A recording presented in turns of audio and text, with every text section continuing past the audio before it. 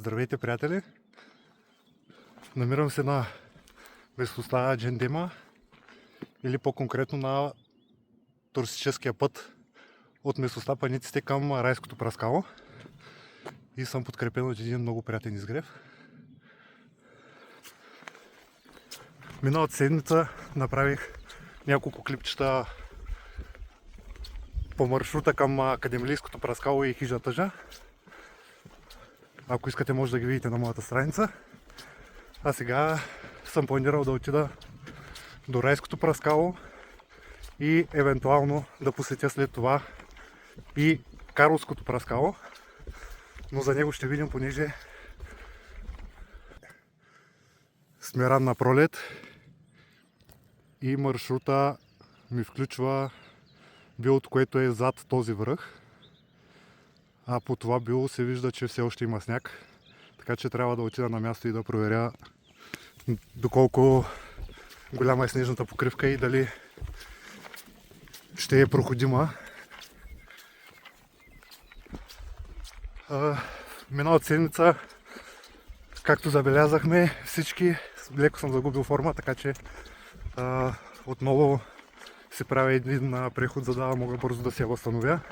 Ще разчитам вече и на така наречената мускулна памет за по-бързо възвръщане на формата.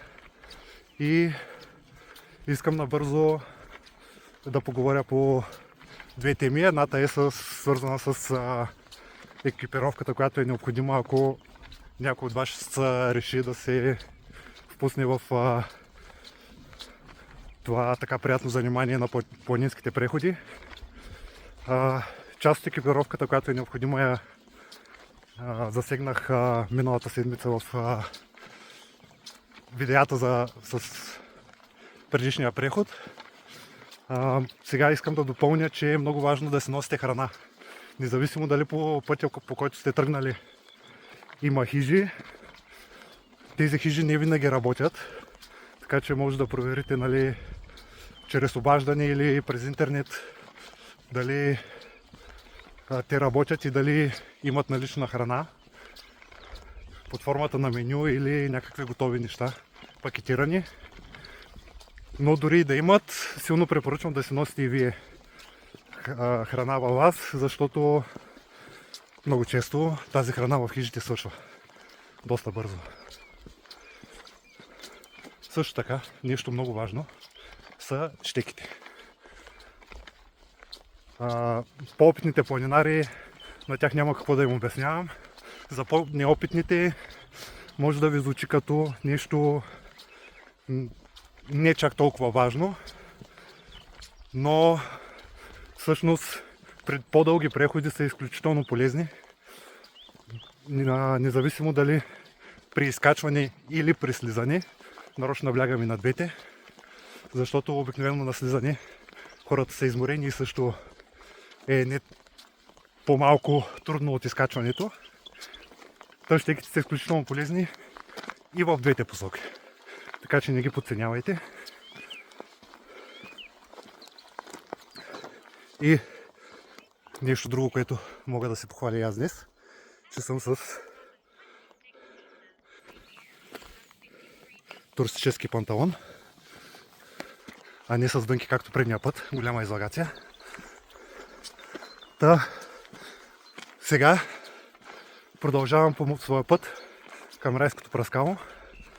След това със сигурност ще посетя и Карловското, но да видим дали ще е по лесния начин. Има предвид този, който съм си планирал, или ще трябва с кола да стигна до началната точка на пътеката за него и оттам да го посетя. Ще се видим скоро с още приятни видеа, в които ще ви покажа самите водопади и евентуално други красиви гледки, които срещна по пътя. Сега ще ви покажа пейзажите от местата, на които се намирам в момента. Ето това е в далечината връх Ботев. Сега ще приближа към Райското Праскало. Ето го отдалеч. А тук отгоре зад мъглата е връх Ботев. Много ми се иска и там да отида, но все още е рано. Там снежната покривка е доста солидна. Все още.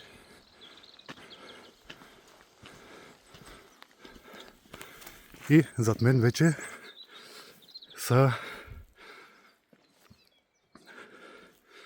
други връхчета по-малки. Там някъде се крие град Калофер, но в момента не се вижда.